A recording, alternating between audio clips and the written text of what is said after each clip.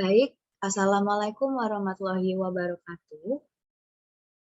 Di sini kami dari kelompok PLT kelompok 3 akan membahas mengenai remediasi merkuri pada air limbah tambang emas rakyat dengan metode lahan basah buatan terpadu. Bisa di next. Adapun anggota kelompok kami yaitu ada Aisyah Rizky, saya sendiri Fadila Afdalia, ada Ilham Tubagus, Rifki Irzanur Aini, Robiatul Fadlul Aini, dan juga Syifa Nureskia. Adapun outline yang akan kita bahas pada hari ini dimulai dengan pendahuluan, metode penelitian, hasil dan pembahasan, dan diakhiri dengan kesimpulan.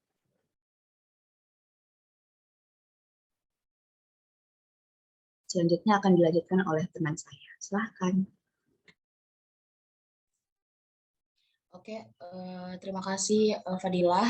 Jadi di sini penelitiannya itu ada 3. Yang pertama ada limbah tailings. Nah, seperti yang kita ketahui, limbah tailings itu ampas dari sisa pengelolaan bahan galian pertambangan yang memiliki potensi cukup besar dalam meningkatkan zat pencemar lingkungan.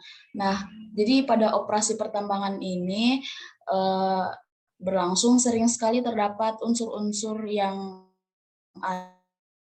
ada dan terlalu dalam eksploitasi pertambangan. Terus unsur-unsur tersebut ialah tembaga, timah, seng, nikel, besi, dan juga merkuri. Maksudnya di sini ada lahan basah.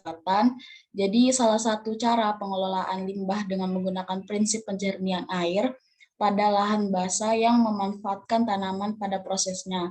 Nah, sistem penjernihan air di lahan basah ini memiliki prinsip self-purification yang dimana tidak ada bahan kimia ditambahkan selama proses berlangsung.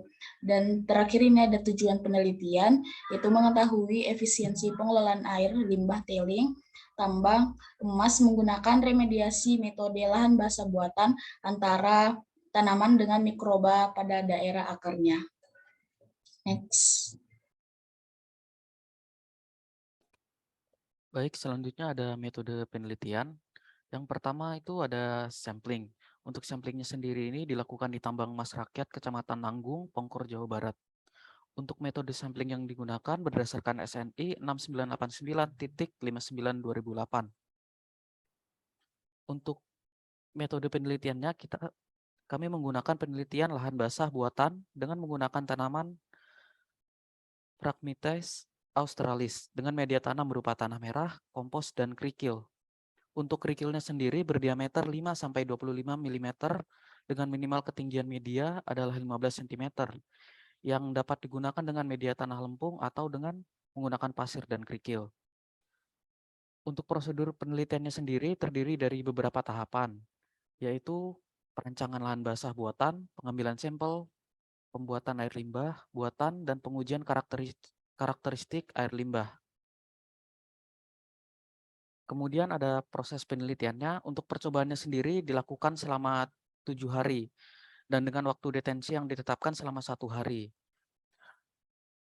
Maka pada hari di mana air limbah dimasukkan dikategorikan menjadi hari ke-0 dan pengecekan parameternya dilakukan pada hari ke-1, 2, 3, 4, dan 5 dan berlaku kelipatannya. Untuk penelitiannya sendiri digunakan limbah buatan yang memiliki 3 konsentrasi. Untuk konsentrasi Hg-nya sendiri ini yang pertama ada 0,03 ppm, 0,06 ppm, dan 0,09 ppm. Penelitian ini dilakukan dengan menggunakan tanaman Phragmites australis dan media tanamnya adalah tanah merah. Pengujiannya untuk konsentrasi Hg, pH, dan suhu. Pengujian seluruh parameter dilakukan setiap hari. Perubahan nilai akumulasi Hg pada tanaman terdapat pada bagian akar, batang, dan daun.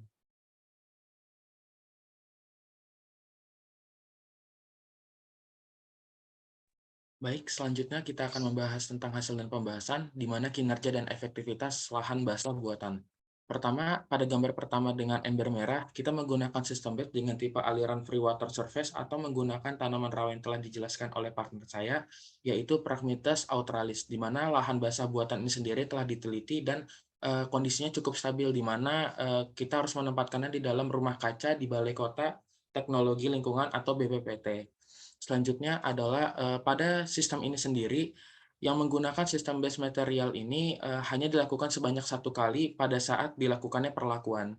Jika lahan basah buatan tersebut diletakkan di area terbuka, maka banyak sekali peluang-peluang kesalahan. Contoh, jika kita taruh di wilayah yang terbuka, maka akan adanya penambahan volume pada saat kondisi atau cuacanya sedang hujan. Next.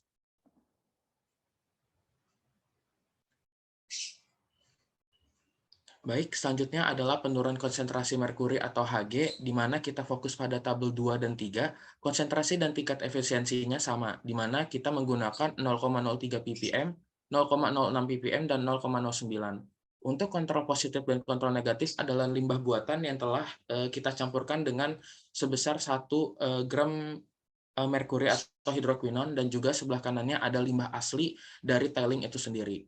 Dari sini bisa terlihat dari tabel bahwa di hari 0 dan ketiga telah terjadi penaikan nih, di mana 0,03 dan 0,6 telah mencapai 100%, tetapi di 0,09 masih 96%.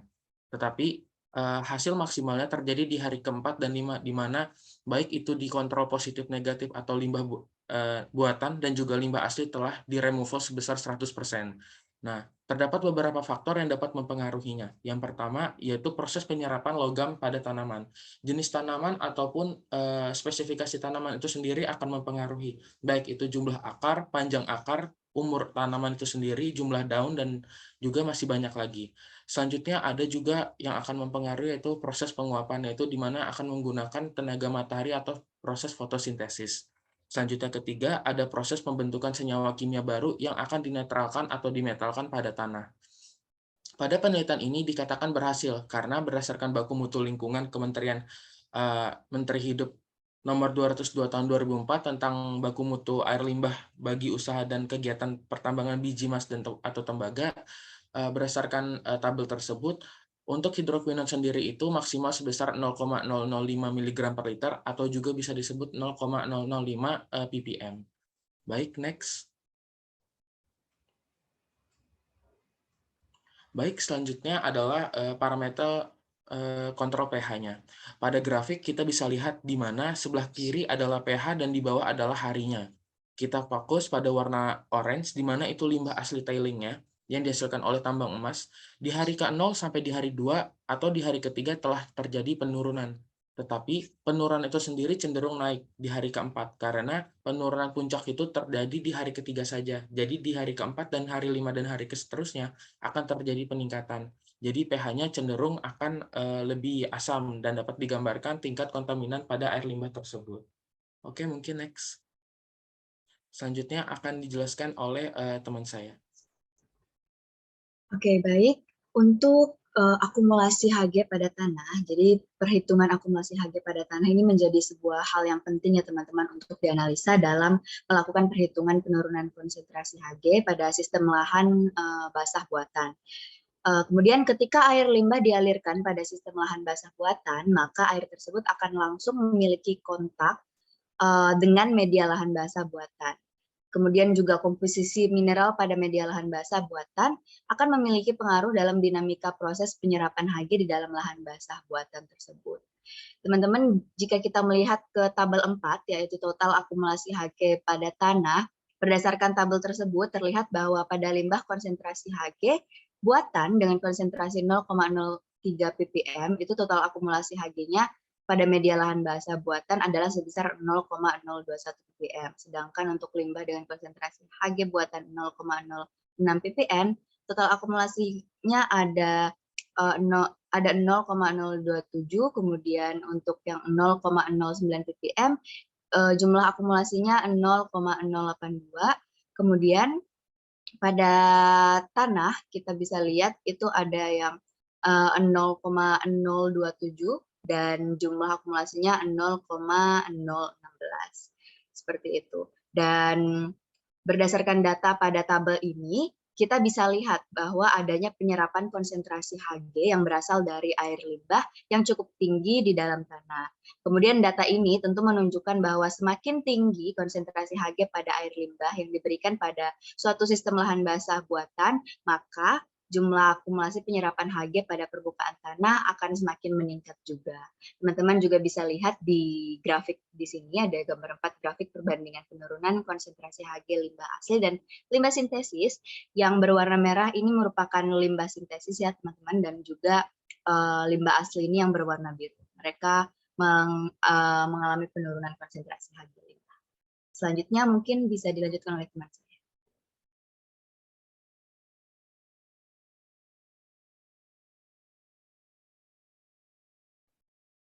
Baik, selanjutnya akumulasi merkuri pada tanaman Phragmites australis. Jadi untuk data acuan kita itu kita memakai tabel 6, yaitu data akumulasi Hg pada tanaman Phragmites australis, di mana pada penelitian ini tuh penanganan limbah taring emas kali ini sebagai tindakan solusinya itu menggunakan sistem lahan basah. Nah, di sistem ini media perantaranya itu menggunakan tanaman air, yaitu Phragmites australis sebagai katalis alami yang dapat menyerap dan mengakumulasi logam berat dari air limbah yang terkontaminasi. Tanaman Phragmites australis ini memang dikenal sebagai tanaman yang baik untuk membantu pengelolaan air limbah pada lahan basah buatan. Sebelum kita masuk ke tahap selanjutnya, penjelasan selanjutnya, perlu kita ketahui bahwa Phragmites australis ini merupakan tumbuhan air yang tersebar luas di hampir seluruh negara, termasuk Eropa, Asia, dan Amerika. Tapi masih belum jelas pastinya asal-usulnya. Tumbuhan ini tuh sering dijumpai di rawa-rawa, payau, danau di sepanjang aliran sungai yang alirannya itu cenderung lambat. Kemudian tanaman ini tuh ciri khasnya itu batangnya itu sedikit berongga, tanamannya itu berongga, kemudian tekstur batangnya itu agak keras, dan cara berkembang biaknya yaitu dengan biji dan rizoma. Adapun bagian tumbuhan yang paling berpengaruh dalam penyerapan adalah akar. Hal ini dikarenakan akar itu posisinya itu berada di bawah, yaitu di dalam tanah, di mana di situ adalah tempat interaksi antara air limbah dan akar, sehingga pengaruhnya lebih besar bagian akar dalam menyerap polutan. Selain itu, jika diperhatikan, semakin tinggi konsentrasi perlakuan dari 0,3 hingga 0,09 ini, maka semakin tinggi pula akumulasi Hg oleh tanaman. Selain itu juga faktor genetik tanaman dan jenis tanaman itu juga berpengaruh. Kemudian untuk faktor lain, faktor penunjang akumulasi logam Hg itu juga tidak dapat dipisahkan dari peran mikroba yang terkandung pada tanah dan kompos dan dari sistem wetland penelitian ini. Selanjutnya.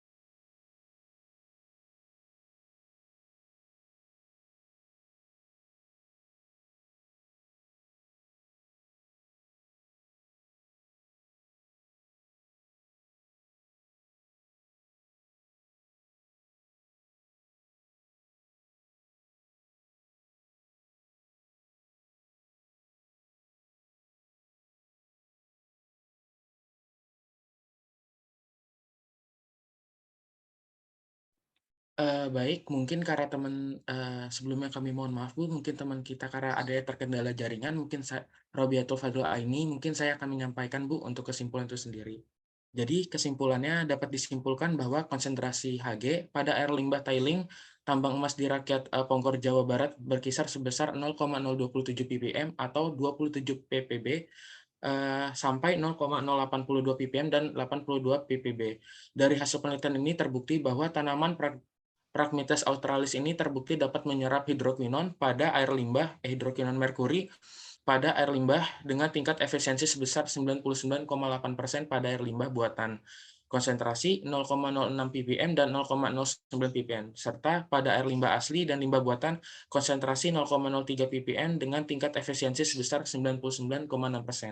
Tingkat akumulasi Hg pada tanaman Mites australis ini lebih tinggi ditemukan di bagian akar yang tadi telah dijelaskan oleh teman saya Siva dibandingkan dengan bagian batang ataupun daun dari konsentrasi ditemukan di akar berturut-turut pada adalah sebesar 1,57 ppm, 3,65 ppm, dan juga 8,76 ppm pada air limbah buatan Hg, dan konsentrasi 0,03, 0,06, 0,09 ppm. Baik, next.